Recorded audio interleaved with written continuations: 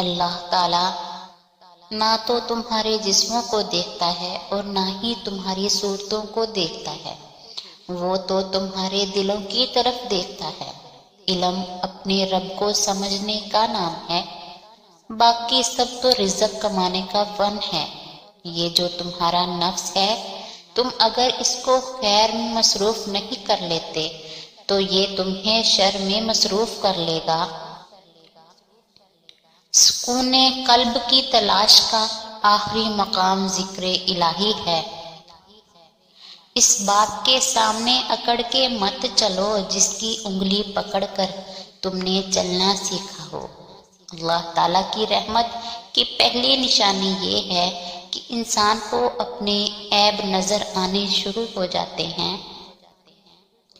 کسی انسان کو دکھ دینا اتنا ہی آسان ہے جتنا سمندر میں پتھر پھینکنا، مگر یہ کوئی نہیں جانتا کہ وہ پتھر کتنی گہرائی میں گیا ہے۔ صابر ایک ایسی سواری ہے جو اپنے سوار کو کبھی گرنے نہیں دیتی، نہ کسی کے قدموں میں نہ کسی کے نظروں میں۔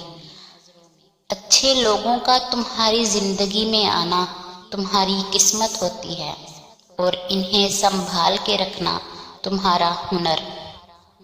جو تمہاری خاموشی سے تمہاری تکلیف کا اندازہ نہ کر سکے، اس کے سامنے زبان سے اظہار کرنا صرف لفظوں کو ضائع کرنا ہے۔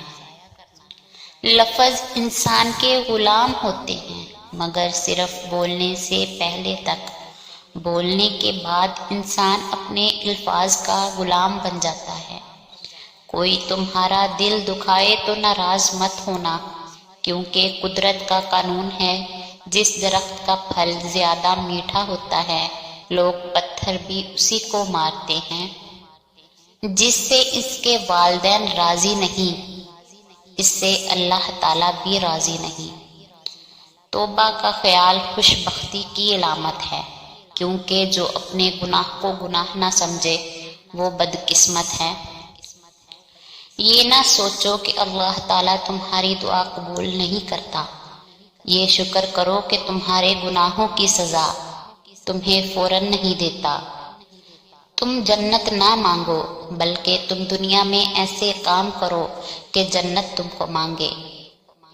جو اللہ کے دیے گئے رزق کو کافی سمجھے گا وہ زندگی میں کبھی کسی کا محتاج نہیں ہوتا۔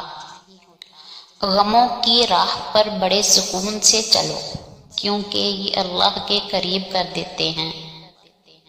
اللہ تعالیٰ کے فیصلوں پہ یقین رکھو، زندگی آسان ہو جائے گی۔